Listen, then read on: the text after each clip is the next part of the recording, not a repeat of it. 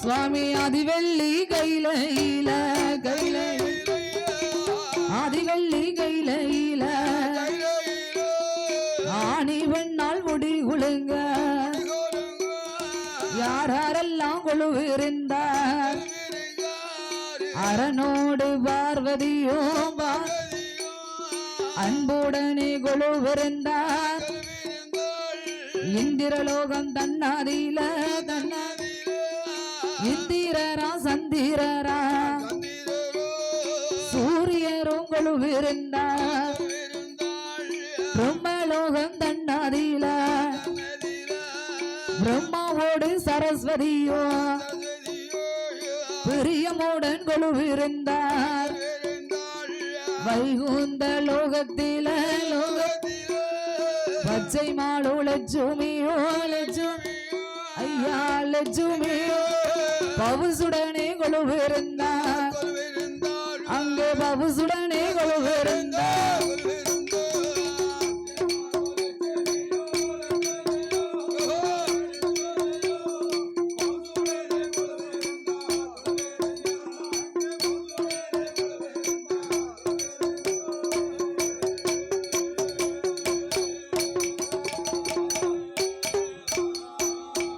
முப்பத்தி முற்கோடி தேவர்களா எண்ணாயிரம் கோடி ரிஷிமார்கள் அகத்தீசராம் புலத்தீசராம் அழகு கலைக்கோட்டு மாமுனி அமரர் தேவர் முனிவரோடு அட்டதிக்கு பாலகரும் ஆகாயத்தில் சூரியரா அன்பு குளிர் சந்திரரா ஆகாய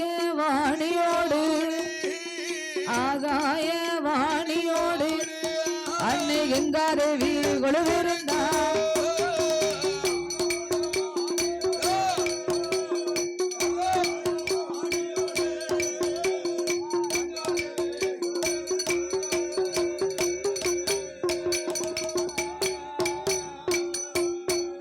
அப்படி கொழுவிருக்கும் நாளையில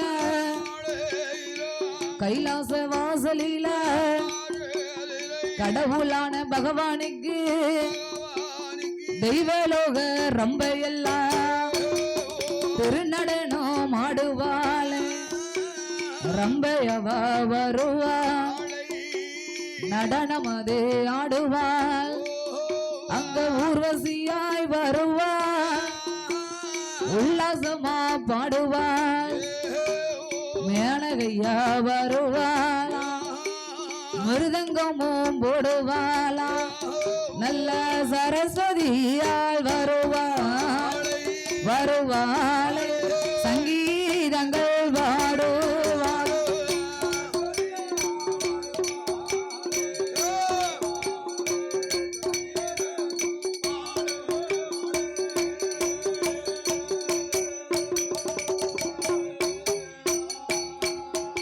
அப்பேற்பட்ட இறைவன் வாழக்கூடிய கைலாசபதியிலே ஆண்டவனாகிய சாட்சாதி சிவபெருமாள் நீலகண்டன் காலகண்ட மூர்த்தி என்று அழைக்கப்பட்ட சங்கரன் சதாசிவன் சர்பாகரன் சாலாசூலன் காலாகலன் காமதக்கண்ணன் கண்கண்ணன் திருநயன் திகம்பரன் திரிசூலன் தில்லை அம்பலன் திருநீலகண்டனாகிய சிவபெருமாள் பகவானும் பார்வதியுமாக கையிலே கொழுவிருந்து வரக்கூடிய நாளையில ஆண்டவனாகிய சிவபெருமாள் 14 உலகத்தை படைத்தார். இந்திரலோகம், மந்திரலோகம், வாயுலோகம், வருணலோகம், பிரம்மலோகம், சக்திலோகம், சிவலோகம், தனலோகம், பூலோகம், இப்படி 14 உலகத்தை படைத்து 224 புவனங்களை படைத்தார்.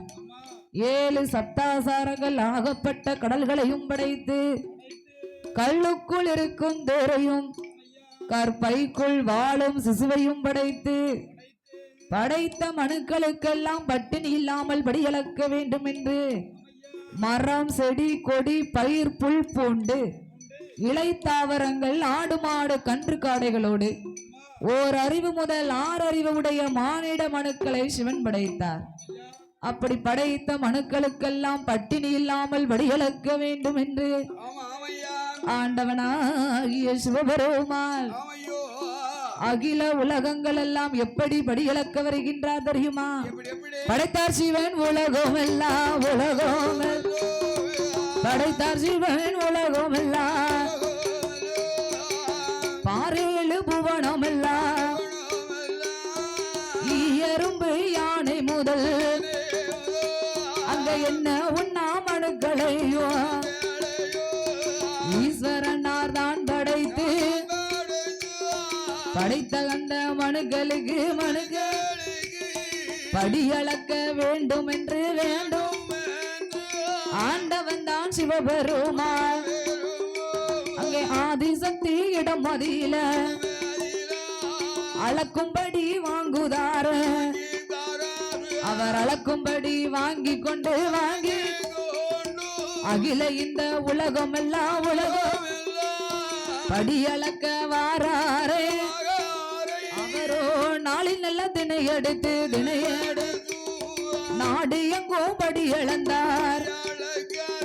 மறக்க நல்ல திணையெடுத்து இந்த மாநிலமும் படி இழந்தார்.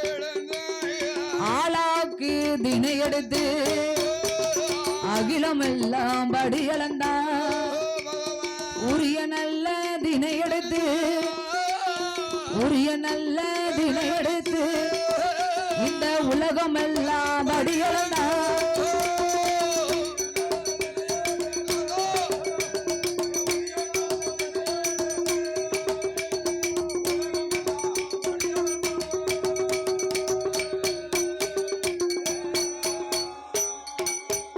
அப்படி படி இழந்த நல்ல பகவானோ கைலாசம் ஈசன் வாரபோது கண்ணன் தங்கை பார்வதி பகவான் எப்போ வருவார் என்று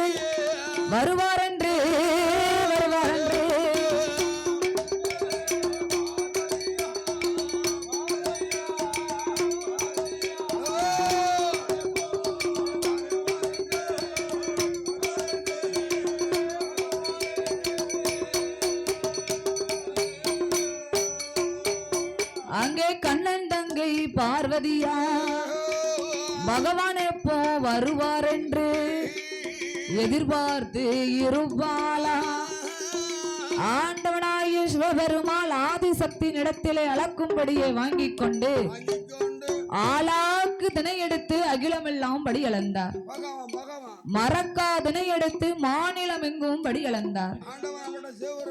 உரிய திணை எடுத்து உலகங்கள் எங்கும் படி அளந்து முடித்து ஆண்டவன் படி அளந்து முடித்து மீண்டும் கைலாசம் வருகின்றார். கைலாசம் வரக்கூடிய பகவான பார்வதி வாசல்லே இருந்து எதிர்பார்த்துக்கிட்டு இருக்கா. படியளக்க போன பகவான் எப்போ வருவாரு என்று.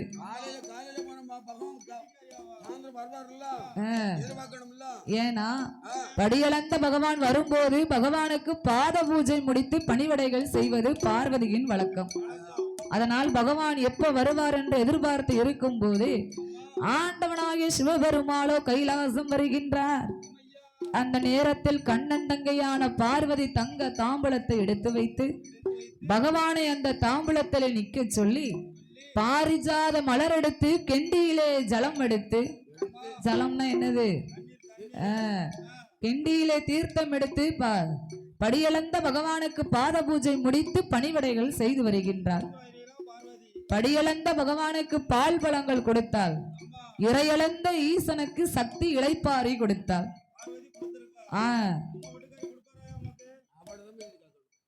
அதாவது அந்த காலத்துல ஆனா பிறந்த ஆம்பளை அதிகாலையில 5 மணிக்கு எந்திரிச்சு நல்ல செங்கோட்டை மம்பட்டியை தோல்ல போட்டு வயக்காட்டுக்கு போனாருன்னு வைங்க, ஒரு கோட்டை விதப்பாட்டுக்கு ஒத்தையிலே நின்று வரப்பு வெட்டு வராமையா. பேயாமல பெருமழையிலையும் கூட ஒரு கோட்டை விதப்பாட்டுக்கு ஒத்தையிலே நின்று வரப்பு வெட்டியிருக்காரு. அப்பேற்பட்ட வீர சமத்த விக்ரமாதித்தனுக்கு சம்பளம் எவ்வளவு? 1.25 ரூபா. அதுவும் ஓட்ட தொட்டு அந்த 1.25 ரூபாய வாங்கிட்டு வந்து கட்டின மனைவி கையில கொடுத்தாருன்னா அந்த அம்மா கணவன் எப்ப வருவாருன்னு அன்போடு எதிர்பார்த்து இருப்பாளாம். பெரிய அடுப்புல வெண்ணி போட்டுருப்பா. கணவன் வர்றதுக்கு முன்னாடி பின்னாடி வெந்நியெல்லாம் போட்டு ஆமா, சாப்பாடெல்லாம் பொங்கி வச்சு வெண்ணி எல்லாம் கொதிக்க விட்டுருப்பா. வேலைக்கு போன என் வீட்டுக்காரர் எப்ப வருவாருன்னு வழிமேல் விழி வைத்து காத்திருப்பாளாம். ஆமையா, இந்த கணவரும் வேலைக்கு போயிட்டு வந்து சம்பளத்தை மனைவி கையில கொடுப்பாரு. சந்தோஷம். சிரிச்ச முகம் சீதேவியா இருந்து சம்பளத்தை வாங்குவா. ஆமா, ஐயா அழுத்த உட்காராதீங்க, இருக்காதங்க. பின்னாடி வெண்ணி போட்டிருக்கேன், குளிச்சுட்டு வாங்க சாப்பிடுவோம்னு கூப்பிடுவா. வெண்ணி கொதிக்கு சீக்கிரம். அப்படி கணவனும் மனைவியும் ஒற்றுமையா இருந்து ஒருவருக்கொருவர் அன்போடு பரிமாறி ஆமா, அன்னமாகாரங்களை அந்த காலத்துல சாப்பிட்டு வந்திருக்காங்க. ஒண்ணுங்கன்னு ஓஜாரம் செய்தா. ஆமா, அந்த காலத்துல பெண்கள் பாத பூஜை முடிச்சிருக்காங்க. ஆமா, கட்டின கணவரும் பெண்களை மதிச்சிருக்காங்க, உண்மைதான். பெண்களும் கணவரை மதிச்சு பாத பூஜை பண்ணியிருக்காங்க. ஆமா, ஆனா இந்த காலத்துல யார் பாத பூஜை பண்ணுவா? காலை தொட்டு கண்ணுல வச்சிருக்கா. காலை தொட்டு கண்ணுல அந்த காலம் வச்சிருக்காங்க. அந்த தாலியை தொட்டு கண்ணுல வச்சிருக்கா. இந்த காலத்துல காலை வாரி நச்சுன்னு தரையில அடிச்சிருவா. எதுக்கு அங்கிட்டு போகும்போது ரத்தி? அது வேற ஒண்ணும் இல்ல, நீங்க வார வரத்து அப்படி. வேலைக்கு போயிட்டு நேரம் வீட்டுக்கு போகணும்னு பார்த்துருக்கோம். வீட்டுல இருந்து வரும்போது வெள்ளை வேட்டி வெள்ளை சட்டையும் போட்டு நெத்தி நிறைய பட்டையும் அடிச்சு வரும்போது மாப்பிள்ளையா வாரீங்க. வில்ல முடிச்சுட்டு வீட்டுக்கு போகும்போது அங்க போவையிலே 2 வங்கி பேக்கில் போடுது, 2 வங்கி இடுப்புல சொருவுது. 8 அடி இருக்க ரோட்டை 16 அடியா அளந்துக்கிட்டு போனா வீட்டுல இருக்க மனைவி பாத பூஜையா முடிப்பா? இல்ல, வரும்போது ரோடு சரியா இருந்ததா, இப்ப சரியா இருக்கான்னு அளந்திருப்பான். அதானே? ஏன் அளந்து என்ன ரோடா போட போறிய? இல்ல, ரோடு சரியா இருக்கான்னு அளந்திருப்பான். சரியாத்தான் இருக்கு. கண்ணுக்கு பார்க்கும்போது ரோடு சரியாத்தான் இருக்கு. அவன் சொன்னது மாதிரி காலு தான் சொல்லுறதை கேட்க மாட்டுக்கு. இங்கனைக்கு போவாரோ அங்கனைக்கு வருவாரோ. 8 அடி இருக்க ரோட்டை 16 அடி அளந்துக்கிட்டு வீட்டுக்கு போனாருன்னா மனைவி பாத பூஜையா முடிப்பா? வாங்க வாங்க, ஏன் அதே தங்கம்பா? நல்ல சாணியை கரைச்சு வாசல்ல வச்சிருப்பா. யானை தொழிக்கிறதுக்கு முத்தத்தை தொழிக்கிறதுக்கு. முத்தம் தொளிக்க இல்ல, இல்ல, முத்தத்தை தொழிக்க. உங்க தலையில ஊத்தி அபிஷேகம் பண்ணது இருக்கு. போங்களே அவர் படுத பாடு. போன உடனே வாசல்ல குப்புற போய் விழுந்துருவாரு. அப்புறம் அவர் இழுத்து வீட்டுக்குள்ளதான் கொண்டு போய் போடணும். ஆமா, அப்ப எப்படி பாத பூஜை முடிக்க முடியும்? ஆளு ஸ்டெடியா இருந்தா தானே பாத பூஜை முடிக்க முடியும். அவர் போன வேகத்துல குப்புற போய் விழுதார, எப்படி பாத பூஜை முடிக்க? அப்ப காலை பிடிச்சு நச்சுன்னு தரையில இடிச்சு கெட பேசாம உள்ள அப்படின்னு உள்ள இழுத்து போட்டுருவா. அதே போன்று ஆதி கைலாசத்துல பகவானும் பார்வதியுமாக கணவனும் மனைவியுமாக சக்தியும் சிவனுமாக கையிலே கொலுவிருந்து வருகின்றார்கள். அப்படி கொலுவிருந்து வரக்கூடிய நாளையிலே ஆதி கைலாசத்தில் 33 கோடி தேவர்களும் 48,000 கோடி ரிஷிமார்களுமாக ஒன்று கூடி பேசுதாங்க. என்ன பேசுதாங்க? ஆதி கைலாசத்துல வரக்கூடிய சித்திரை மாதத்துல சித்ரா பௌர்ணமி என்று பகவானுக்கும் பார்வதிக்கு நம்ம திருக்கல்யாணம் நடத்தி பார்க்கணும்.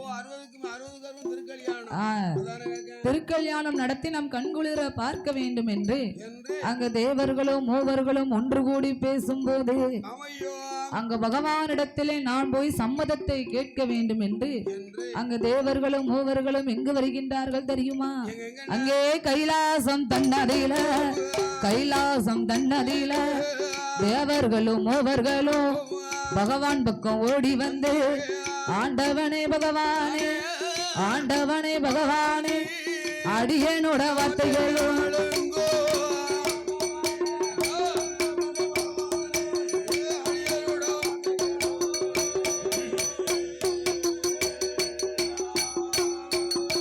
சுவாமி ஆண்டவனே பகவானே,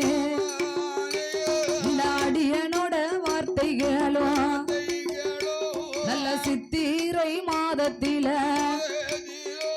அந்த பௌர்ணமியால் தேதியில இந்த ஆண்டவன் தான் பகவானுக்கும் பகவான் ஆதிசக்தி பார்வதிக்கும் பார்வதி திரு கல்யாணம் நடத்தணுமே நடத்த அங்க தேவர்களும் சொன்ன போது சொன்ன ஆண்டவன் தான் சிவபெருமான். ஏ அப்பா தேவ முனிவர்களே, நீங்கள் எல்லோரும் ஒன்று கூடி எனக்கும் பார்வதிக்கும் திருக்கல்யாணம் நடத்துவதற்காக எனக்கு மனப்பூர்வமா சம்மதம் தான். அந்த அம்மாளுக்கு இது சம்மதமான காட்டுக்கோ. ஆனால் பார்வதி கிட்ட ஒரு வார்த்தை கேட்கணும்ல. ஆதி சக்தி பார்வதி. ஏன்னா தேவர்களும் மூவர்களும் திருக்கல்யாணம் நடத்தி பார்க்க வேண்டும் என்று சந்தோஷத்தோடு ஆனந்தத்தோடு வருகின்றார்கள். நடத்தி பார்த்து கண்குளூர பார்க்கணும். அப்ப உங்களுடைய விருப்பப்படியே திருக்கல்யாணம் நடக்கட்டும். நடக்கட்டும். ஆனால் எனக்கு சம்மதம் தான். சரி. பார்வதி கிட்டையும் ஒரு வார்த்தை கேட்கணும் பாருங்க. கேட்கணும். ஏன்னா கல்யாணம் பண்ணும்போது ஆ. மாப்பிள்ளைக்கு சம்மதம்னா பொண்ணுக்கு சம்மதமானு கேட்பாங்க. ஆமா. பொண்ணுக்கு சம்மதமா மாப்பிள்ளைக்கு சம்மதமானு கேட்பாங்க. ரெண்டு பேருக்கும் சம்மதமா? ரெண்டு பேருக்கு சம்மதம் இருந்தா தான், ஆமா. இருமணம் சேர்ந்தா தான் அது திருமணம் ஆகும். தாலி கட்ட முடியும். ஆமா. ஆமா. அதனால் பார்வதியை அழைத்து நாம் கேட்க வேண்டும் என்று மாப்பிள்ளை மனோட வச்சு போய் அங்க போய் காரி இருக்கணும். அதானே மாப்பிள்ளை மனோடல் வச்சுட்டு ட்ரெயின்ல போய் ஆகும். பொண்ணு போயிரும். ஆமா. அதனால் ஆண்டவனாகிய சிவபெருமாள் சரி. ஆதிசக்தி அழைத்து நாம் ஒரு வார்த்தை கேட்க வேண்டும் என்று ஆண்டவனாகிய சிவபெருமாள் ஆதிசக்தி அழைத்து, அம்மா அம்மா பார்வதியே பார்வதி, அம்மா அம்மா பார்வதியே, அரணாரோட வார்த்தைகளும் இந்த கைலாசம் தன்னதில தேவர்களும் மூவர்களும் அங்க ஒன்று கூடி வாரார்கள். நல்ல சித்திரை மாதத்தில சித்திரா பௌர்ணமியில் நாமல் இரு பேர்களுக்கும் திரு கல்யாணம் நடப்பதற்கு உந்தனுக்கும் சம்மதமா? அங்க பகவானும் கேட்ட போது ஆதிசக்தி பார்வதியா, ஆதிசக்தி கிட்ட ஆண்டவன் கேட்ட உடனே பார்வதிக்கு சந்தோஷம் தாங்க முடியல. இந்த கைலாசத்தில் நாம ரெண்டு பேருக்கும் திருக்கல்யாணம் நடக்க போகுதா அப்படின்னு காதல கேட்ட உடனே பார்வதிக்கு சந்தோஷம் தாங்க முடியல. ஆண்டவா, வருகிற சித்திரை மாதம் சித்திரா பௌர்ணமி எப்போது வரும் என்று ஆவலோடு எதிர்பார்த்திருக்கா. அப்படி ஆவலோடு எதிர்பார்த்து இருக்கும் போது பார்வதிக்கு சம்மதம் என்று தெரிந்த உடனே அங்கே ஆண்டவன் தான் பகவானோ தேவர்களை மூவர்களை சிறப்புடனே தான் அழைத்து சம்மதமும் சொன்ன போது அங்க கைலாசம் தன்னதில அப்படியே ஆட்டும் என்று அங்க எட்டோட 8 நாளா 8 நாள் பந்தல் அலங்காரம் செய்தார்கள்.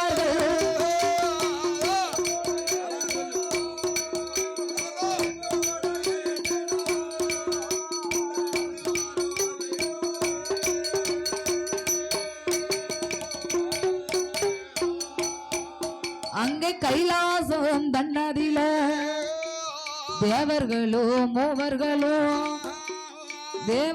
மூவர்களும் பகவானுக்கும் பார்வதிக்கும் திருக்கல்யாணம் நடத்துவதற்கு சம்மதம் தெரிவித்த உடனே தேவர்களும் மூவர்களும் கைலாசத்தில் நிலகொண்டு இருக்க மாட்டேங்காங்க.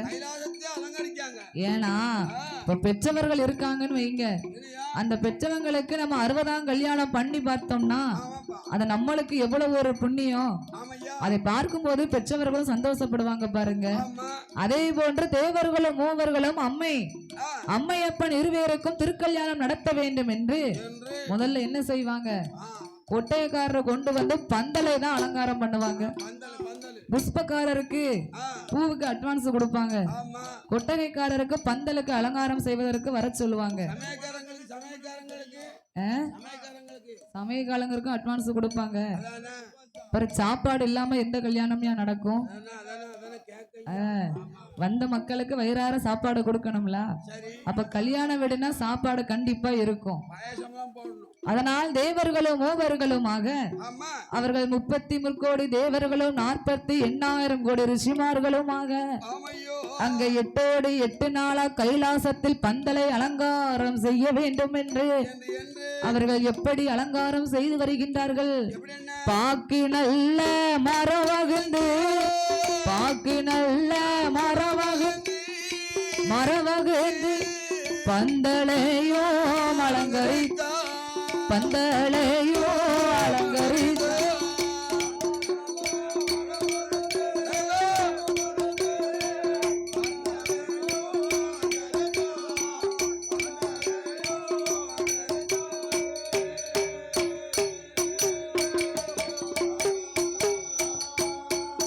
அங்க தேக்கு நல்ல மரவகுந்து தெருக்களையோ அலங்கரித்தா தெருக்களையோ அலங்கரித்தா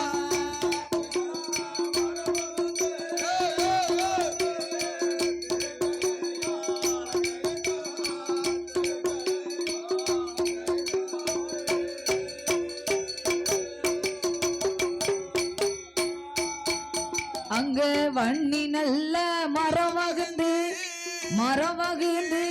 வாசலையோ அலங்கரித்தா வாசலையோ அலங்கரித்தா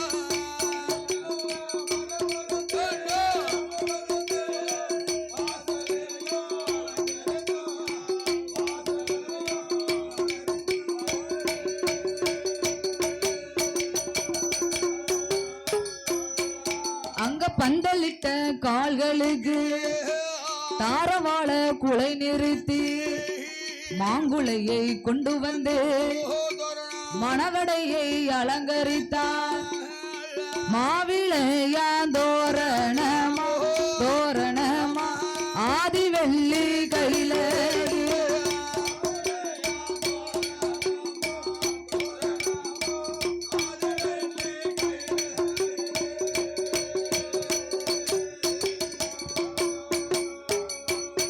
அப்படி 8 நாளா அலங்காரம் செய்த போது 8வது நாளையில சித்திரை மாதத்தில சித்திரா பௌர்ணமியில் ஆண்டவன் தான் பகவானே ஆண்டவனாகிய சிவபெருமாளை மணமாப்பிள்ளை போல அலங்காரம் செய்து வருகின்றார்கள். நல்ல பட்டு வேட்டி பட்டு சட்டை போட்டு நல்ல நேரியலும் போட்டு ஆண்டவன் நெத்தி நிறைய பட்டையும் அடிச்சு மத்தியில செந்தூர பொட்டு வச்சு அப்படியே மாப்பிள்ளை கோலமா வந்து அமர்ந்திருக்கின்றார். மாப்பிள்ளை தானே முதல்ல வந்து இருக்கணும். உடனே மணவட பந்தலிலே ஆண்டவனாகிய சிவபெருமாள் வந்து அமர்ந்திருக்க உடனே கைலாசத்தில் தோழி பெண்கள் எல்லாம் ஒன்று கூடி ஆதிசக்தியான பார்வதா தேவியை மணப்பெண் போல அலங்காரம் செய்து உச்சியிலிருந்து உள்ளாங்கல் வரைக்கு தங்க நகைகளால் அலங்காரம் செய்து மானிட மனுக்களாகிய நாமளே தங்கத்து மேல எவ்வளவு ஆசைப்படுதோம். 1 கிராம் 10,000 ரூபாய்க்கு மேல 1 கிராம் போனாலும் கூட தங்கத்து மேல ஆசை யாருக்காவது போகுதா? அதனால தங்கத்து மேல ஆசை என்னைக்குமே விடாது. அதாவது ஒரு பெண்ணா பிறந்தவளுக்கு உடம்பெல்லாம் பொன்னகையால அலங்காரம் செய்தோம்னு வைங்க, அந்த அம்மாளுக்கு புன்னகை தன்னால வருமாமியா. சிரின்னு அது வரைக்கும் சிரிக்க மாட்டா. உச்சியில இருந்து உள்ளாங்கால் வரைக்கும் தங்கத்தால அலங்காரம் பண்ணியாச்சுன்னு வைங்க, கோயிலுக்கு எங்கேயாவது போகும்போது வீட்டுல இருக்கக்கூடிய அத்தனை நகையும் அள்ளி போட்டு வருவா. அக்கம் பக்கத்துல உள்ளவட்ட ஏட்டி இது நல்லா இருக்கா, இந்த கம்மல் நல்லா இருக்கா, இந்த வளையல் நல்லா இருக்கா அப்படின்னு பேசாதவட்டையும் கூப்பிட்டு பேசி சிரிச்ச முகம் சீதேவி அன்னைக்கு இருப்பா. ஆமா, ஏன்னா பெண்களுக்கு தங்க நகைன்னா அது ஒரு விருப்பம். அதனால் தோழி பெண்கள் எல்லாம் ஒன்று கூடி பார்வதியை மணப்பெண் போல அலங்காரம் செய்து மணவட பந்தலில் மாப்பிள்ளை கோலமாக ஆண்டவனாகிய சிவபெருமாளும் மணப்பெண் கோலத்தில் ஆதிசக்தியான பார்வதியும் அமர்ந்திருக்கக்கூடிய வேளையில அவர்கள் 2 பேரும் அழகை காண்பதற்காக 30 முற்கோடி தேவர்களும் 48,000 கோடி ரிஷிமார்களும் கைலாசத்துல கூட்டமா வந்து நிக்காங்க. ஏன்னா என்னைக்கும் இல்லாத திருநாளா கைலாசமே கல்யாண கோலாகலமா இருக்கு. அப்ப இப்பேற்பட்ட பகவானும் பார்வதி இப்படி அம்சத்தில் இருப்பதை பார்ப்பதற்கு நம்மளுக்கு கொடுத்து வைக்கணும். ஏன் கல்யாண கோலத்துல எல்லாம் இருக்காங்க, அதை பார்க்க கொடுத்து வைக்கணும் என்று 30 முற்கோடி தேவர்களும் 48,000 கோடி ரிஷிமார்களும் ஒன்று கூடி நிற்கும் போது கைலாசத்துல எங்கு பார்த்தாலும் அனைவருமாக ஒரு பகுதியில் வந்து நின்றார்கள். எங்க வடபகுதியில மணவட பந்தலுக்கு நேரா 30 முற்கோடி தேவர்கள் எல்லாம் வடபகுதியில வந்து அமர்ந்திருக்கும் போது வடபகுதி தணிந்தது. சரி. தென்பகுதி பக்கத்துல ஆளே இல்லாம இருந்ததுனால பகுதி உயர்ந்தது. ஐயா சமமா இருக்கு. அப்ப பூமி எப்படி இருக்கும்? ஆமா. வடபகுதி தணிஞ்சும் தென்பகுதி உயர்ந்தும் இருந்தது. ஏத்தடி இறக்கடியா இருக்கும்.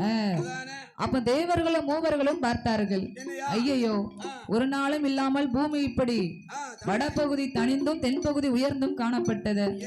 இதற்கு நாம் என்ன செய்வதென்று பார்வதி அழைத்து கேட்கும் போது பார்த்தாள் பார்வதா தேவி, ஆண்டவா பூமி எங்கும் சமநிலையில் இருந்தால் தான் உலகமாக இருக்கும். ஏற்றம் இறக்கமா இருந்தால் அது எப்படி இருக்க முடியும்? அதனால் பூலோகம் என்னைக்கு சமநிலை ஆகுதோ அன்னைக்குத்தான் நாம 2 பேருக்கும் கல்யாணம். அதுக்கு பிறகுதான் நம்ம 2 பேருக்கும் திருக்கல்யாணம் நடக்கும். அதனால் வடபகுதியும் தென்பகுதியும் என்னைக்கு சமநிலைக்கு வருகின்றதோ அன்னைக்குத்தான் நாம 2 பேருக்கும் கல்யாணம் என்று சொல்ல, அப்ப தென்பகுதியை தணிக்க வேண்டும் என்றால் யாரை அனுப்பலாம்? கைலாசத்துல எல்லாரும் ஒன்று கூடி பேசுதாங்க. தென்பகுதியை தணிப்பதற்கு தவ வலிமை படைத்தவரால் மட்டுமே முடியும். ஆமா. இப்ப ஒரு இடத்துக்கு ஒரு வேலைக்கு தாத்தா நீங்க போயிட்டு வாங்கன்னா நீங்க கோவப்படுவீங்க. அவனை நீ போயிட்டு வான்னா ஏன் 5 பேர் இருக்கும்போது என்னை மட்டும் ஏன் போக சொல்லுத? என்னைய மட்டும் போக சொல்லுத அப்படின்னு கேட்பான். அதனால ஒருத்தரை விட்டுட்டு ஒருத்தரை போக சொல்ல முடியாது. அப்ப என்ன செய்வதென்று யோசித்துக் கொண்டிருக்கும் போது கைலாசத்தில் இருக்கக்கூடிய விஸ்வ பிரம்மா என்ற விஸ்வகர்மா வந்தார். ஆண்டவா இதற்கு நான் ஒரு தீர்ப்பு வழங்குகின்றேன் என்று விஸ்வகர்மா என்ன செஞ்சாரு? ஒரு துலாம்பாரம் ஒன்று அடித்தார். துலாம்பாரம் என்றால் என்னது? தெராசு. தெராசு ஒன்றை அடிக்கும் போது 2 பக்கத்திலும் தெராசு அடிக்கணும். ஒண்ணு போலயும் இருக்கணும். அழகுலையும் சரி சைஸ்லயும் சரி ஒரே மாதிரி இருக்கணும். அப்ப பார்த்தார் விஸ்வகர்மா, இந்த அகஸ்திய மகாமுனிவருக்கும் விஸ்வகர்மாவுக்கும் யாருக்குன்னே போட்டி. சடவு இருக்கு. அப்ப தென்பகுதியை தணிப்பதற்கு நம்ம இந்த அகஸ்திய மகாமுனிவரை தான் நம்ம அனுப்பணும். அகஸ்திய மகாமுனிவரை போக சொன்னா அவர் நம்மளுக்கு சாபம் கொடுப்பாரு.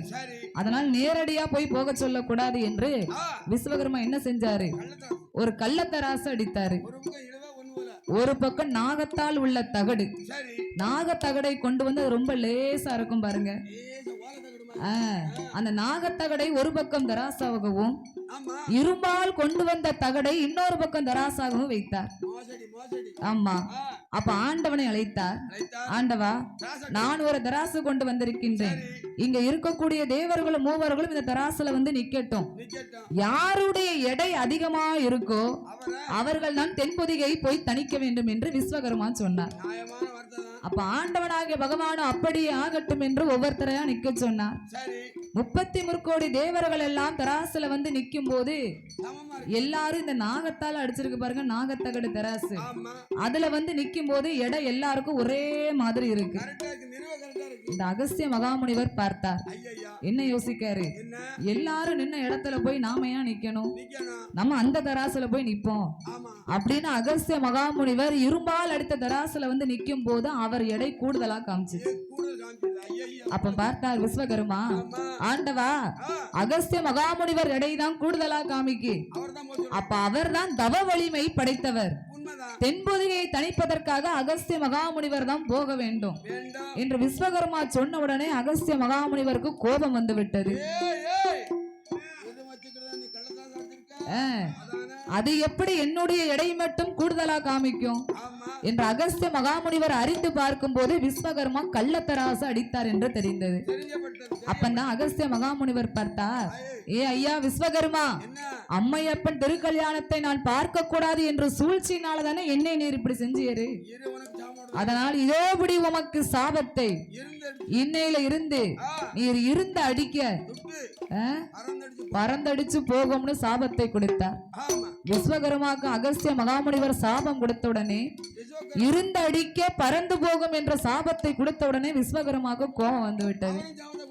அவரும் பதிலுக்கு சாபத்தை கொடுக்க வேண்டும் என்று, ஐயா அகஸ்திய மகாமுனிவரே என்னக்கா நீங்க சாபம் கொடுத்தீர், சரி இதோ நான் உமக்கு சாபம் கொடுக்கிறேன் என்று தென்பதியில நீ தென்பொதிகை தணிக்க போகும்போது பூலோகத்தில் நீங்க எங்க அமர்ந்திருந்தாலும் வண்டதும்பு மக்கள் யாரும் உங்களை வணங்க வரமாட்டார்கள். ஆட்டார் மக்கள் வராத இடத்திலே நீ உயர்ந்த மலையிலே நீங்கள் போய் அமர்ந்து கொண்டு கொண்டு அடர்ந்தவன காட்டிலே அமர்ந்து கொண்டு ஆமா வண்டு தும்பி அடைந்து ஆ ரிங்காரம் சத்தத்தோடு நீங்கள் கொலுவிருந்து வருவார் என்று சாமத்தை விஸ்வகர்மா அகஸ்திய மகாமுனிவருக்கு சாபத்தை கொடுத்தார். ஆமா இன்னைக்கும் பாருங்க, அகஸ்தியர் அருவியில அகஸ்தியர் மட்டும்தான் மலையில தனியா போய் இருப்பாரு. பாரு மஞ்சள் மலையும் பெய்யும் அவரை போய் என்னைக்காவது நம்ம வணங்க தனியா போயிருக்கோமா? இல்ல இல்ல அந்த அடர்ந்தவன காட்டுக்குள்ள ஒரே வண்டு தும்பி ரிங்கார சத்தத்தோடு அவர் கொலுவிருந்து வருவார். இறையும் இறையும் அது விஸ்வகர்மா கொடுத்த சாபம். ஆமா இப்படி ஒருவருக்கு ஒருவர் சாபத்தை கொடுக்கும் போது என்னன்னா ஆண்டவனாகிய சிவபெருமாள் அகஸ்திய மகாமுனிவரை அழைத்து, ஆமோ ஐயா அகஸ்திய மகாமுனிவரே, என்ன சாமி தவ வலிமை படைத்தவர் நீங்களாக இருப்பதனால ஆமா தென்பொதிகை தணிப்பதற்கு நீங்கள் தான் போக வேண்டும் என்று சொல்ல, சொல்ல அப்பந்தான் அகஸ்திய மகாமுனிவர் பார்த்தார், என்ன ஆண்டவா தென்பொதிகை தணிப்பதற்கு நான் கண்டிப்பாக போகின்றேன். ஆனால் அம்மையப்பன் திருக்கல்யாணத்தை நான் எப்போது பார்ப்பேன்? அதுக்கு நான் காசு கொடுப்போம் ஐயா அகஸ்திய மகாமுனிவரே, நீர் அஞ்ச வேண்டாம், அலைய வேண்டாம். தென்பொதிகை தனித்து நீங்கள் ஒளிவிருந்து வரக்கூடிய இடத்துல ஆமா அந்த செண்பகா தேவியில சித்ரா பௌர்ணமி என்று அன்று நள்ளிரவு 12 மணி அளவில் மஞ்சள் மழை பொய்யும். அதான் மஞ்சள் மலை மஞ்சள் அந்த காலத்துல உண்மையிலே மஞ்சள் மழை பொழிஞ்சிருக்கு, இப்பவும் பெய்யுது. ஆமா அங்க போனது தெரியும் அந்த மஞ்சள் மழை பொழிந்தது என்று நாம் எப்படி கண்டுபிடிக்கணும்னா, வெள்ளை துணி ஒரு வெள்ளை வேட்டியோ வெள்ளை துணியோ கொண்டு போய் அங்க விரிச்சு பார்த்தோம்னா, இதே மஞ்சள் கலர் சித்திரை மாதத்துல சித்ரா பௌர்ணமி என்று இரவு 12 மணிக்கு அங்க மஞ்சள் மழை கண்டிப்பா பொய்யும். பொட்டு பொட்டா விழுந்திருக்கும் அதுல ஆமா எங்க குற்றாலத்துக்கு மேல செண்பகா தேவியில. ஏனாரி பக்கத்துல அதானே அதனால் சித்திரை மாதத்தில் சித்ரா பௌர்ணமி என்று எனக்கும் பார்வதிக்கும் திருக்கல்யாணம் நடக்கும் போது செண்பகா தேவியில மஞ்சள் மலை பொழியும். அன்னைக்கு நீ தெரிஞ்சுக்கோ அப்பொழுது என்னுடைய ரிஷப வாகனமாகிய நந்தி வாகனத்துல ஆமா பகவானும் பார்வதியும் கல்யாண கோலமாக உனக்கு நாங்கள் காட்சியளிப்போம் என்று நன்றில வரும் ஆண்டவனாகிய சிவபெருமாள் அகஸ்திய மகாமுனிவருக்கு வரத்தை கொடுக்க, ஆமையோ அகஸ்திய மகாமுனிவர் அப்படியே ஆகட்டும் என்று ஆமோ அவர் எங்கு வருகின்றார் தெரியுமா? அகஸ்திய மாமுனியோ அகஸ்திய மாமுனியோ அப்படியே ஆட்டும் என்று கைலாசம் தனை கடந்து கனக செங்கிலி பருவதம்மா மெய்ப்பாலும் மைப்பாலும் நேரைகளால் ஒரு சுனையா இருட்டு நாடு கடலு விட்டு ஏகபோதி பட்டணம்மா சீர்காழி சிதம்பரம்மா தென்மேற்கு அண்ணாமலை மாயபுரம் கும்பகோணம் திருக்கடையூர் பாதை கூடி விந்தகிரி மலையதற்கு அகஸ்தியரோ வாராரே.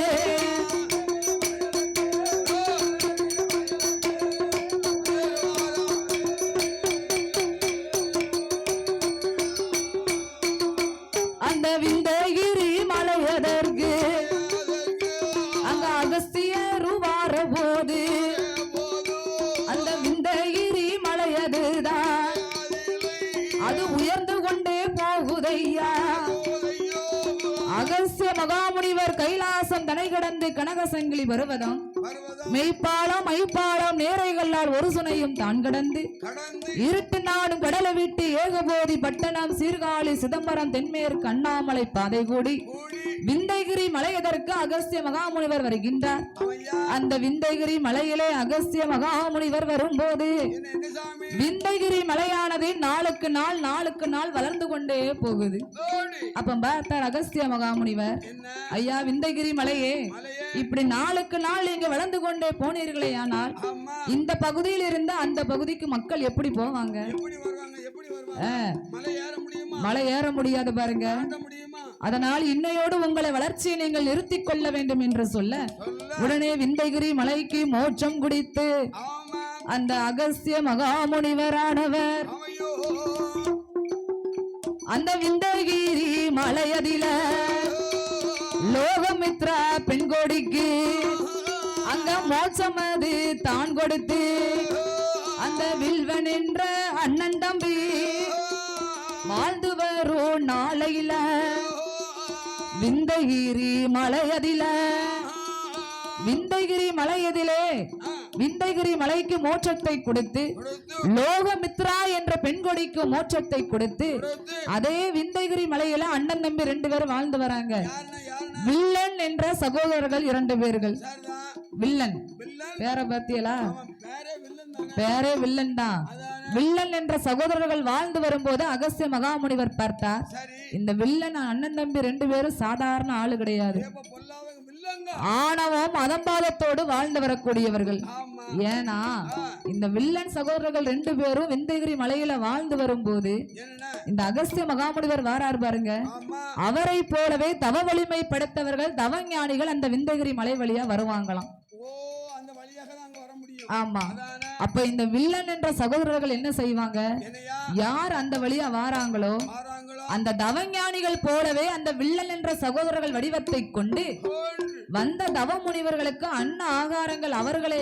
சமைத்து சமைத்து அப்படியே சாப்பாடு கொடுத்து பழிமாறி வருவாங்களாம். அவன் காட்டு சாப்பாடு நல்லா இருக்கும்ல ஆமா. அதானே அப்ப அண்ணன் தம்பி 2 பேரும் சமையல் சமைக்கும் போது என்னையா அண்ணன் பழுமாறுவாரு, சரி தம்பி என்ன செய்வாரு, என்ன சாப்பாடெல்லாம் முடிச்ச உடனே ஒரு மாங்கனி எல்லாருக்கும் கொடுப்பாங்களாம். ஒரே பூ ஒரே காய் ஒரே மாங்க அப்ப இளைய சகோதரர் மாங்கனி போல வடிவத்தை கொண்டு இலையில இருப்பாராம். சரி அப்ப வரக்கூடிய இதே மாதிரி தவஞானிகள் எல்லாம் அந்த அன்னாகாரத்தை சாப்பிட்டு ஆமா மாங்கனியையும் எடுத்து புசிக்கும் போது என்னாச்சு அந்த தவமுனிவர்கள் வயிற்றுக்குள்ள போய் இந்த வில்லன் என்ற சகோதரன் போய் படாத பாடு படுத்தி வயிற்றுக்குள்ள போய் வில்லங்க பண்ணுவோம் வரக்கூடிய முனிவர்களை எல்லாம் அழித்து அட்டகாசம் செய்திருக்கின்றார். சரிதான் அப்ப இந்த வில்லன் என்ற சகோதரர்களுக்கு நாம் மோட்சத்தை கொடுக்க வேண்டும் என்று என்று அகஸ்திய மகாமுனிவர் விந்தைகிரி மலையிலே வந்து வந்து வில்லன் என்ற சகோதரர்களுடைய ஆணவத்தை அதம்பாதத்தை குறைத்து குறைத்து அவர்களுக்கும் மோட்சத்தை கொடுத்தார். சரிதான் உடனே மோட்சத்தை கொடுத்து ஆமையா நாம் இங்கிருந்து எங்கே போக வேண்டும் என்று ஆமையோ அங்க அகஸ்திய மகாமுனிவர் எங்கு வருகின்றார் தெரியுமா? எங்கண்ணா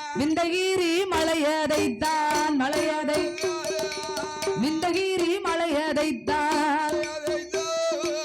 அகஸ்திய மாமுனியோ சிறப்புடனே தான் கடந்து அங்க திருச்சிராப்பள்ளிக்கு தான் பள்ளிக்கு ஐயா பள்ளிக்கு அகஸ்தியர் வாராரே அங்க அகஸ்தியர் வாராரே.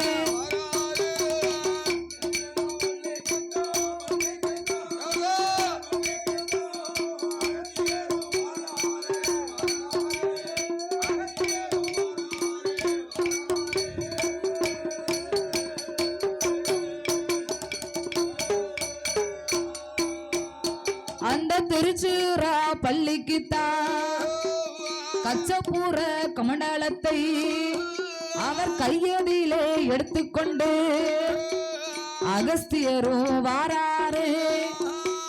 விந்தைகிரி மலை தனை கடந்து திருச்சிராப்பள்ளிக்கு அகஸ்தியர் வரும்போது என்னாச்சு காவி உடையணிந்து தாடியும் தலைமுடியுமா வாராரு பாருங்க. ஆமா கையிலே ஒரு கச்சப்புற கமண்டலம் ஒண்ணு இருக்கும். ஆமா அகஸ்தியருக்கு இருக்கும் பாத்தீங்களா? இவன் கவுண்டல கமண்டலத்தோடு தான் இன்னைக்கு அவர் இருப்பாரு. கண்டிக்க விடணும் அந்த கச்சபுர கமண்டலத்திலே சரி கங்கா தேவியை பிடித்தடைத்து வருகின்றார். சரிதான் ஏன் கங்கா தேவி எதுக்கு பிடித்தடைத்திருக்காரு?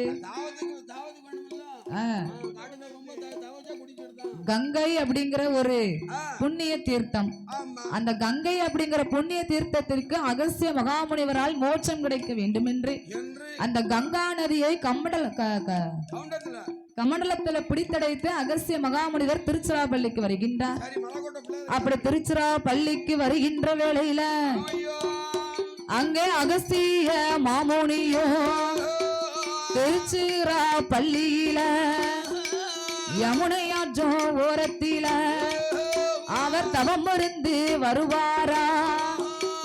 தவம் இருந்து வாரபோது ஆதிமூல கணபதியோ அது சமயம் எண்ணுதாரே. அவர் காகம் போல வடிவம் கொண்டு அந்த கமண்டலத்தை தட்டுவாரா. அக்கா யா கவுண்டலதா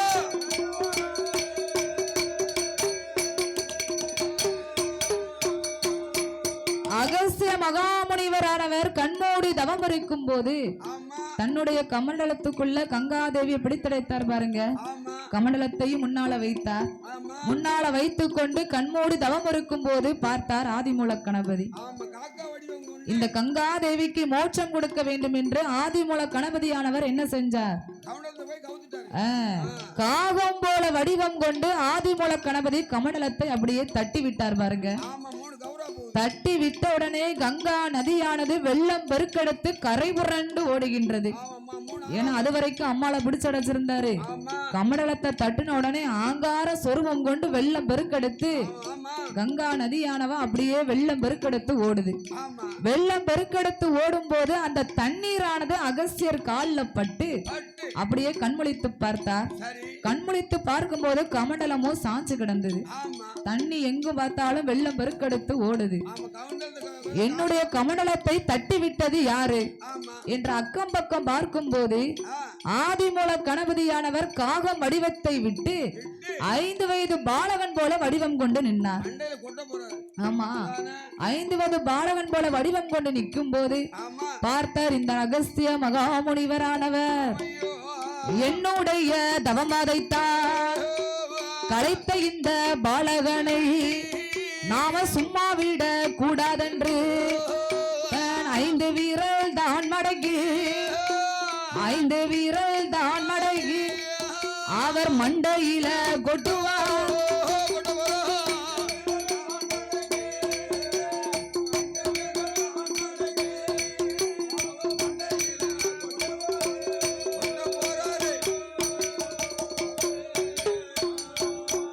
அகஸ்திய மகாமுனிவரோ தன் கண்முழித்து பார்க்கும் போது இந்த பாலகனை பார்த்தார். ஆமா அது கணபதி என்று அகஸ்திய மகாமுனிவருக்கு தெரியல. ஐயா நிறைய வாங்கி இந்த சின்னஞ்சிறு பாலகன் என்னுடைய தவத்தை கலைத்து என்னுடைய கமண்டலத்தையும் கவிழ்த்து விட்டானே, ஆமா இவனை நாம் சும்மா விடக்கூடாது என்று அகஸ்திய மகாமுனிவர் எழுந்தரித்து ஆமா அந்த பாலகன் தலையில 5 விரலை கொண்டு ஓங்கி குட்ட வரும்போது என்னாச்சு? இந்த பாலகன் அப்படியே மலைக்கு மேல ஏறிக்கிட்டே போறாரு. ஆமா ஏறிக்கிட்டே போகும்போது தலையில குட்ட வரும்போதுதான் தன்னுடைய சொரூபத்தை ஐயா காமிக்காரு. ஆமா விநாயகப் பெருமான் விநாயக பெருமாள் தன்னுடைய சொரூபத்தை காமிக்கும் போது பார்த்தார் அகஸ்தியர். ஐயோ ஐயா வினைதிருக்கும் விநாயக பெருமாளே, பெருமானே நீங்கள் நான் இப்படி ஒரு சொரூபத்தை எடுத்ததா? ஐயோ நீங்கள் இப்படி ஒரு சொரூபத்தை எடுத்ததற்கு என்ன காரணம்? ஆமா ஐயா அகஸ்திய மகாமுனிவரே, என்ன கங்காதேவி பெண்கொடிக்கு உங்களால் தான் மோட்சம் கிடைக்க வேண்டும். வேண்டும் அதனால் தான் காகம் கொண்டு இந்த கமண்டலத்தை தட்டிவிட்டேன். தட்டினே அதனால் உங்களால் இந்த கங்காதேவிக்கு மோட்சம் கிடைத்து விட்டது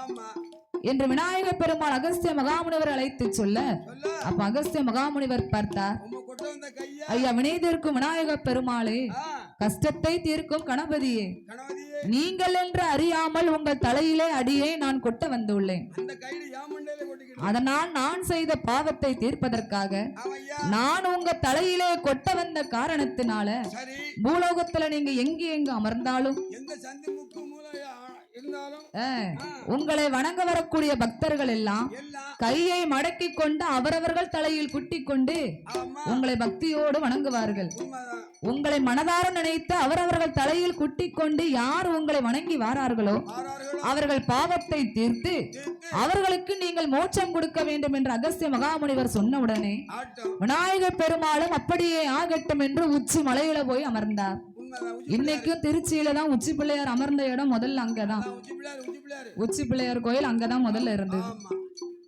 என்று அகஸ்திய மகாமுனிவருக்கு வரத்தை கொடுக்க உடைக்க உடனே அகஸ்திய மகாமுனிவரும் ஆவோ இந்த கங்காதேவிக்கு என்னால் தான மோட்சம் கிடைத்தது, ஆமா அதனால் இந்த கங்கை ஆற்றம் கரைக்கு நான் ஒரு பெயரை கொடுக்க வேண்டும் என்று என்று ஐயா விநாயக பெருமாளே, என்னையா நீங்களோ காகம் வெறி கொண்டு என்னுடைய கமண்டலத்தை தட்டிவிட்ட காரணத்தினால் ஆமா இந்த கங்கா நதிக்கு காவேரி நதி என்று நான் பெயர் கொடுக்கிறேன் ஐயா. ஆமையா நல்ல பேர் நல்ல காவே நதி ஆதிமூல கணபதியானவர் காகம் வெறி கொண்டு கமண்டலத்தை தட்டி விட்டதனால சரி இந்த நதிக்கு காவேரி நதி என்று அகஸ்தியர் பெயர் கொடுத்தார். ஆமா அப்படி காவேரி நதி என்று அகஸ்தியர் பெயர் கொடுத்து ஆமையோ நாம எங்க போவோம் என்று அகஸ்தியர் எங்கு வருகின்றார் தெரியுமா?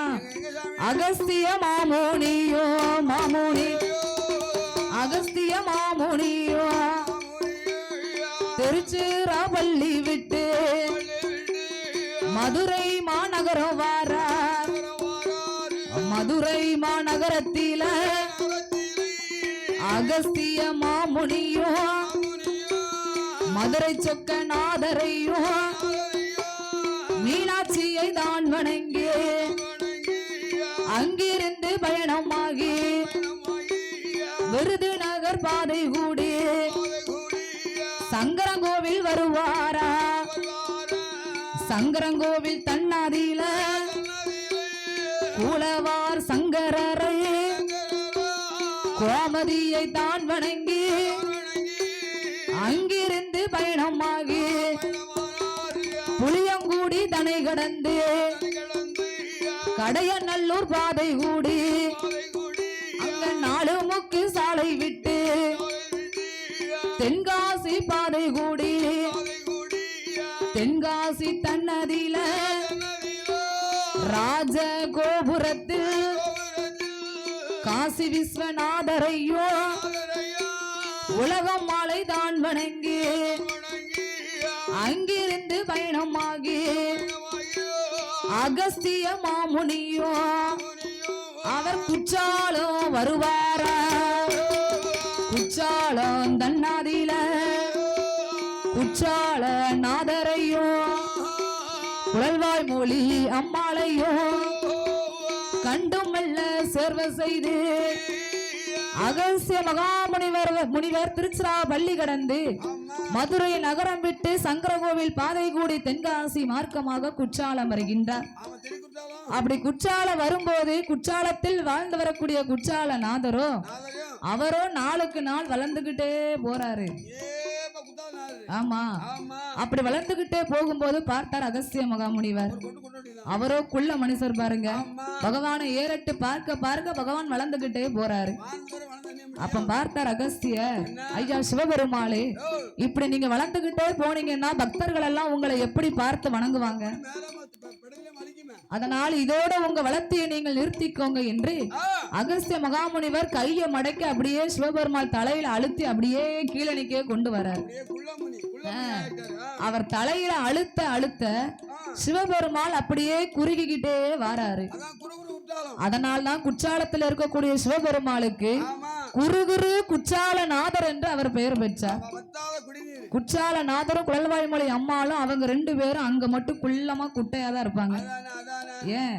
அகஸ்திய மகாமுனிவர் கொடுத்த வரத்தால தலையிலே அழுத்தி கொண்டு சிவபெருமாளை குள்ளமாகி குருகுரு குற்றாலநாதர் என்று அகஸ்திய மகாமுனிவர் பெயர் கொடுத்து அந்த குற்றால நாதரையும் குழல்வாய் மொழி அம்மாளையும் கண்டும் மெல்ல சேர்வ செய்து அங்கிருந்து தனை கடந்து செண்பகா தேவியில அகஸ்தியர் அறிவிக்குத்தான் அகஸ்தியரோ வாரபோது குற்றாலம் தனை கடந்து செண்பகாதேவி வருகின்ற வேளையில அப்ப சித்திரை மாதம் சித்ரா பௌர்ணமி வந்தது.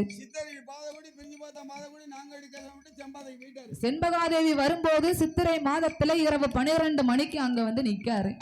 அப்பந்தான் பார்த்தார் அகஸ்திய மகாமுனிவர், இன்னைக்கு தானே சித்திரா பௌர்ணமி, இன்னைக்கு தானே அம்மையப்பன் இருவேருக்கும் கைலாசத்துல திருக்கல்யாணம் நடக்கும், நமக்கு வந்து காட்சி தருவேன் என்று ஆண்டவனாக சிவபெருமாள் சொன்னாரு என்ற செண்பகாதேவியிலே அமர்ந்து கொண்டு அகஸ்திய மகாமுனிவர் பார்க்கும் போது அங்க கைலாசத்திலே ஆண்டவனாகி சிவபெருமாளும் ஆதி சக்தியான பார்வதா தேவிக்கும் அங்க திருக்கல்யாணம் அது நடக்கும் போது அங்க செண்பகா தேவியிலே மஞ்சள் மலை பொழியும் போது அகஸ்திய மகாமுனிவர் அப்படியே கையெடுத்து வணங்கி வருகின்றார். ஆண்டவன் சொன்ன மாதிரியே மஞ்சள் மலை பொழியுது. அப்ப பகவானுக்கும் பார்வதிக்கும் கைலாசத்துல திருக்கல்யாணம் முடித்து விட்டதா? அப்ப நமக்கு காட்சி தருவதற்காக ஆண்டவன் எப்ப வருவார் என்று அகஸ்திய மகாமுனிவர் அப்படியே வானத்தை நோக்கி பார்க்க அப்ப ஆண்டவனாகிய சிவபெருமாளும் ஆதி சக்தியான பார்வதா தேவியும் ரிஷப வாகனமாகிய நந்தி வாகனத்திலே அமர்ந்து கொண்டு கல்யாண சுந்தரேஸ்வரரா ஆண்டவனாகிய சிவபெருமாளும் பார்வதியும் அப்படியே காட்சி அளித்தார். உடனே பேர் ஆனந்தத்தை கொண்ட அகஸ்திய மகாமுனிவர் சிவபெருமாளையும் சிவசக்தியையும் அன்போடு வணங்கிக் கொண்டு நாம் தவம் இருக்க போக வேண்டும் என்று தென்பொதிகையை உடனடியாக தன்னை தனித்து சீக்கிரம் கைலாசம் போக வேண்டும் என்று அகஸ்திய மகாமுனிவர் எங்கு வருகின்றார் தெரியுமா? அங்கே அகஸ்திய மாமுனியோ செண்பகா தேவியைத்தான் சிறப்புடனே தான் கடந்து அகஸ்தியர் அறிவிக்குத்தான் ஒத்த போதி தன்னறியில ஒத்த நல்ல பொதிகைக்கு அகஸ்தியர் வாராரே.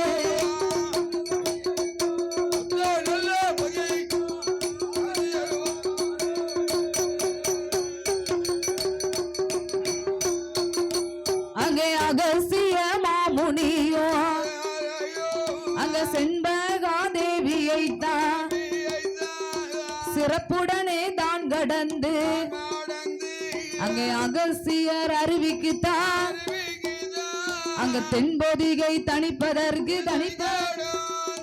அகஸ்தியர் வந்த போது நாமல் தவம் இருக்க வேண்டும் என்று செண்பகாதேவி தனை கடந்த அகஸ்தியர் அருவிக்கு வருகின்றார். அகஸ்திய மகாமுனிவர் அகஸ்தியர் அருவியாகிய ஒத்த பொதிகை. ஒத்த பொதிகை மலைதான் அதுக்கு பேரு. அகஸ்தியர் அங்க வந்து தவம் இருந்ததுனால அதற்கு அகஸ்தியர் அருவி என்று பெயர் வந்தது. அப்படி அகஸ்தியர் அருவிலே நாமல் தவம் இருக்க வேண்டும், தென் பொதிகையை நாமல் தணிக்க வேண்டும் என்று அகஸ்திய மகாமுனிவர் கண்மூடி தவம் இருக்க வேண்டும் என்று அவர் தவச்சாலையை அலங்காரம் செய்து வருகின்றார். அவர் சாந்து கொண்டு தரைமெழுகு சந்தனத்தால் கோலம் போட்டு மாவு கொண்டு தரைமெழுகு மஞ்சளாலே கோலம் போட்டு பாலாலே தரைமெழுகு பாலாலே தரைமெழுகு அங்கே பன்னீரால கோலம் போட்டார்.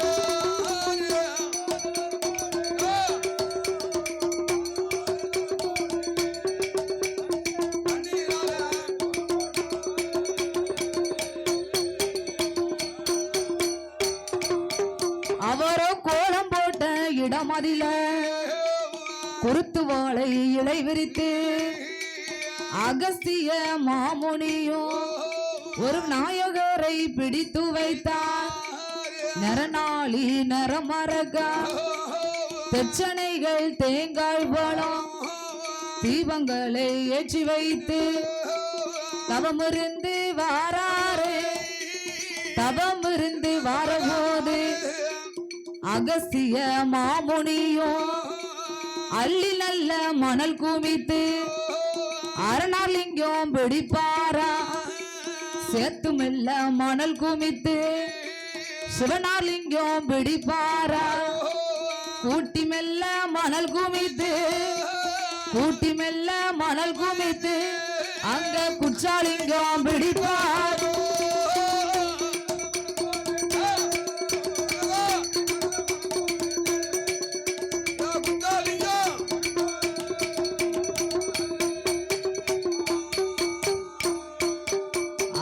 பிடித்ததொரு லிங்கத்திற்கு பூஜை செய்ய வேண்டும் என்று அகஸ்திய மாமுனியோ ஆறுகால பூஜையதை அனுதினமும் செய்வாரா. அவ பூஜை செய்து வாரபோது கையால மலர் பறித்தாள் காம்பழுகும் என்று சொல்லி விரலால மலர் பறித்தாள் வெம்பி விடும் என்று சொல்லி தங்க நல்ல துரட்டி கொண்டு தங்கரளி மலர் பறித்தார். வெள்ளி நல்ல துரட்டி கொண்டு வெள்ளி நல்ல துரட்டி கொண்டு அவர் வில்வயல பிடுங்குவார்.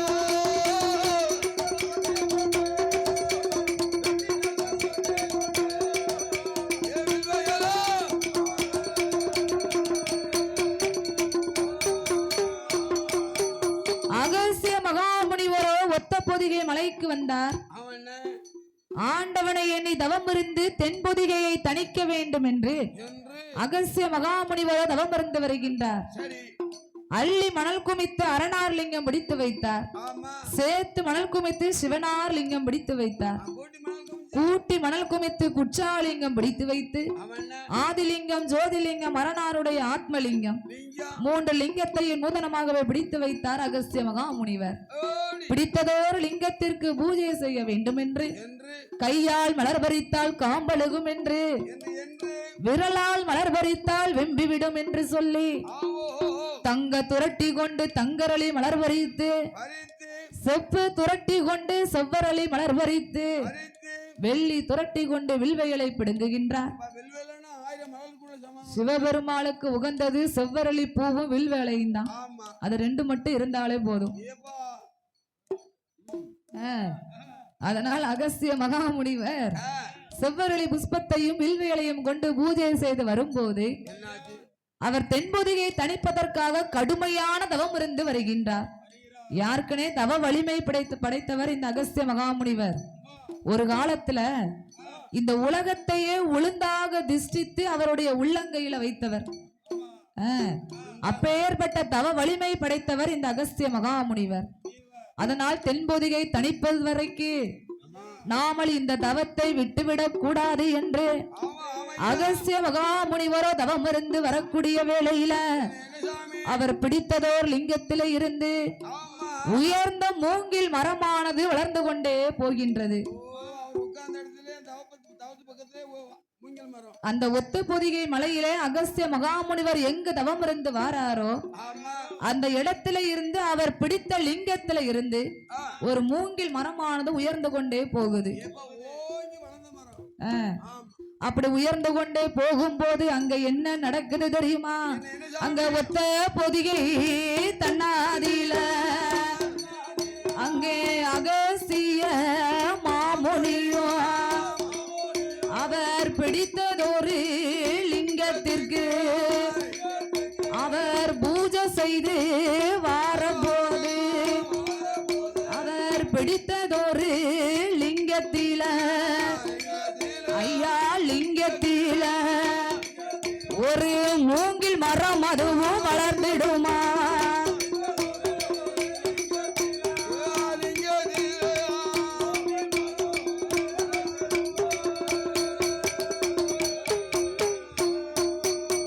அங்க மூங்கில் மரம் அதுவும் உயர்ந்த போது அது கைலாசம் முழங்குதையா.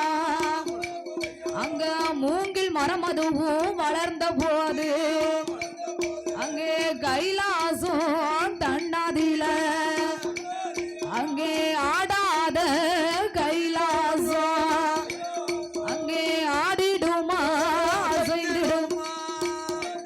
அங்கே நகலாத கைலாசம் ஆதி கைலாசம் அது நகர்ந்து மெல்ல ஆடிடும்.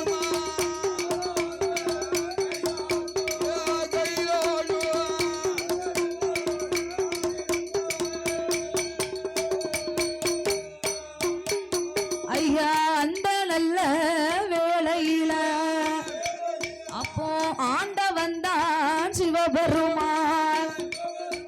ஆண்டவனாக சிவபெருமாள் பார்த்தார்.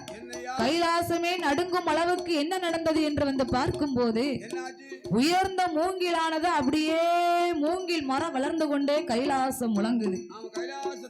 இந்த மூங்கில் மரம் எப்படி வந்ததென்று ஆண்டவன் ஞானத்தால் அறிந்து பார்க்க அகஸ்திய மகாமுனிவரோ தென்பொதிகை தணிப்பதற்காக போனாரு பாருங்க. அந்த ஒத்த பொதிகை மலையில இருந்து அகஸ்திய மகாமுனிவர் லிங்கத்தை வைத்து பூஜை செய்து வாராரு. அந்த லிங்கத்தில இருந்து ஒரு மூங்கில் மரமானது வளர்ந்து கொண்டே வருகின்றது என்று அறிந்தார்.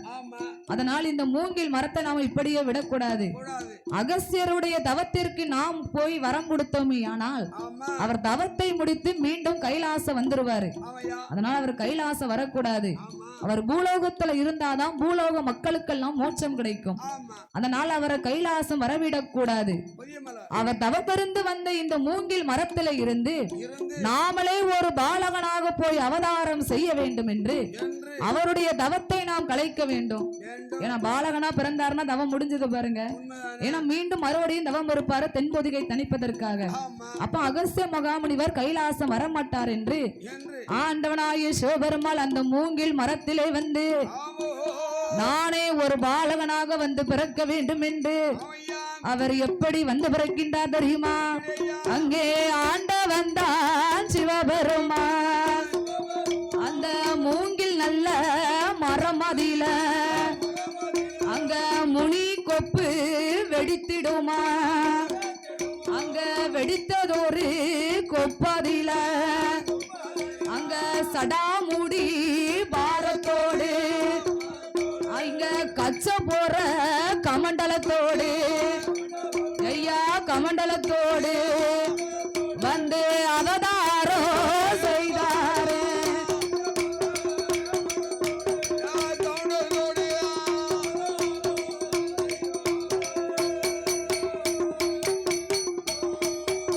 அவர் சடாமுடி பாரத்தோடும் அங்க காவி நல்ல உடையணிந்து அங்க கச்ச போற கமண்டலத்தோடு அங்க வெள்ளியால பூணூலா அங்க விலைமதியா தாழ்வடமா அங்க தங்கத்தால பூணூலா ஐயா பூணூலா அவருக்கு தனிவயிற தாழ்வடம்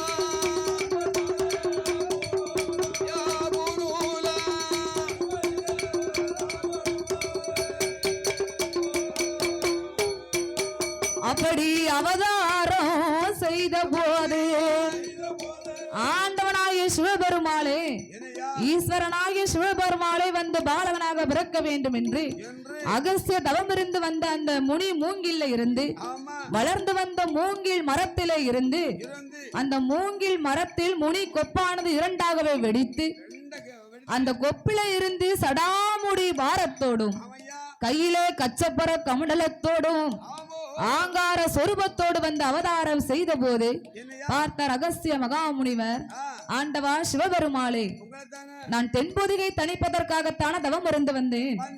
ஆனால் தவம் இருந்து வரக்கூடிய வேளையில மூங்கில் மரமானது வளர்ந்து வந்தது. அந்த மூங்கில் மரத்திலே முனி கொப்பானது இரண்டாகவே வெடித்து சடாமுடி பாரத்தோடும் ஆண்டி போல் வடிவத்தை கொண்டு ஈஸ்வரர் நீங்களே வந்து அவதாரம் செய்ததனால இந்த குழந்தைக்கு நான் பெயர் நாமம் குடிக்கிறேன் என்று அகஸ்திய மகாமுனிவர் எப்படி பெயர் நாமம் கொடுத்தார்? முனி மூங்கில் கொப்பிலே வந்து அவதாரம் செய்ததாலையும் சடாமுடி பாரத்தோடு வந்து அவதாரம் செய்ததாலையும் ஆண்டி போல் வடிவத்தை கொண்டு ஈஸ்வரனே வந்து அவதாரம் செய்ததனாலையும் அவர் எப்படி பெயர் நாமம் கொடுத்தார் தெரியுமா? ஐயா முனியாண்டி முனியாண்டி முனியாண்டி ஈஸ்வரர் என்று அவர் சிறப்புடனே பெயர் கொடுத்தார்.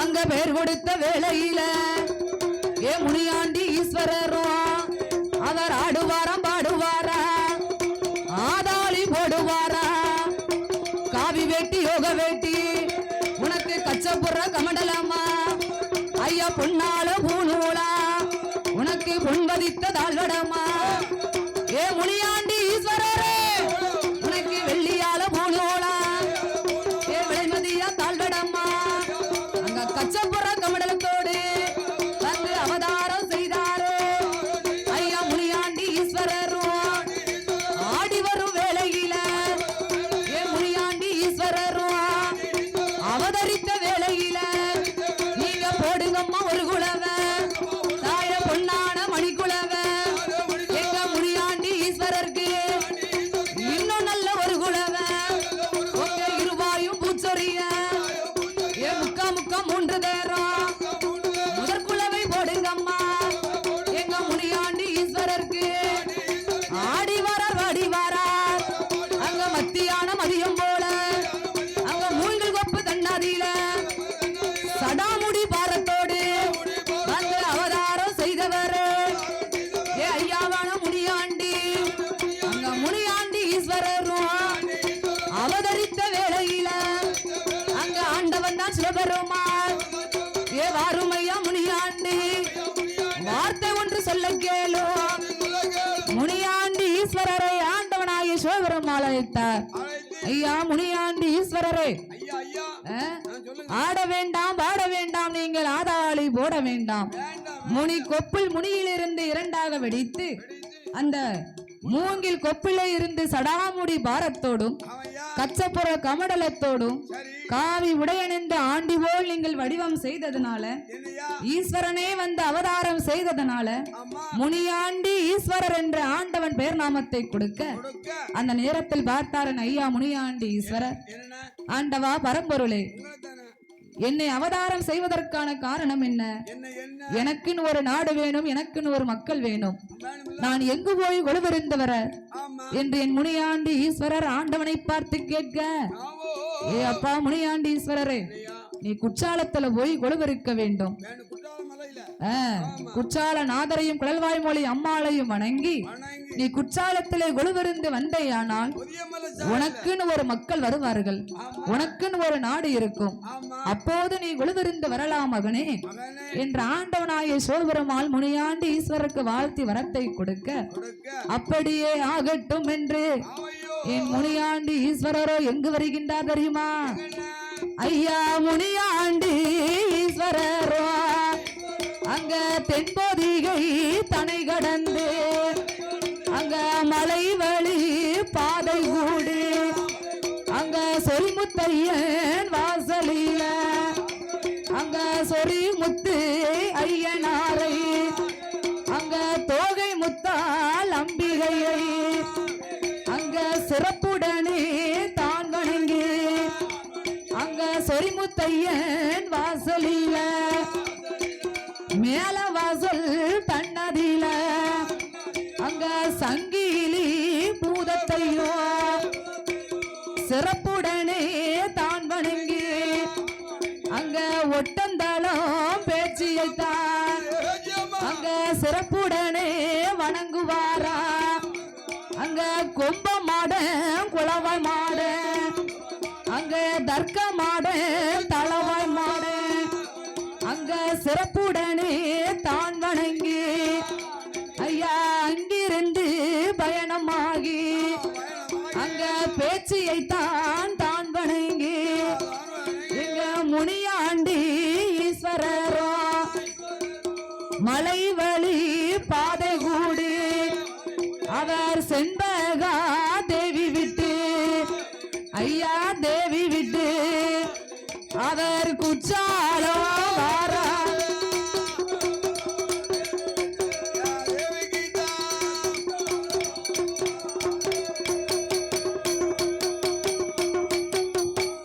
ஐயாவான முனியாண்டி ஈஸ்வரர் சொரிமுத்தையன் வாசலுக்கு சென்று அங்கு உள்ள தேவாதைகளை கண்டுமல்ல சேர்வது செய்து மலைவழி பாதையாக செண்பகாதேவி தனை கடந்து குற்றாலம் வருகின்றார் ஐயா முனியாண்டி ஈஸ்வரர். அவர் குற்றாலம் வந்து குற்றால நாதரையும் குழல்வாய்மொழி அம்மாளையும் கண்டுமல்ல சேர்வ செய்து என் சுவாமி முனியாண்டி ஈஸ்வரர் குற்றாலத்தில் கொலுவருந்து வரக்கூடிய நாளையில வருவாருண்டா போவாருண்டா என்று எதிர்பார்த்து இருக்கக்கூடிய நாளையில அங்கு யார் எங்கிருந்து வருகின்றார்கள் தெரியுமா? நாட்டிலேயும் நல்ல நாடு நல்ல நாட்டிலேயும் நல்ல நாடு நாவலர்கள் புகழும் நாடு கோடமாலை பொழியும் நாடு குளிர்ந்ததென்றல் வீசும் நாடு மாதம் 3 மலை பொழியும் வருடம் 1 பூவிளையும் தேனிருந்து தேன் சொரியும் தென்றல் வீசி கனி சொரியும் கீரிகளும் பாம்புகளும் கீர்த்தனைகள் செய்திடுமா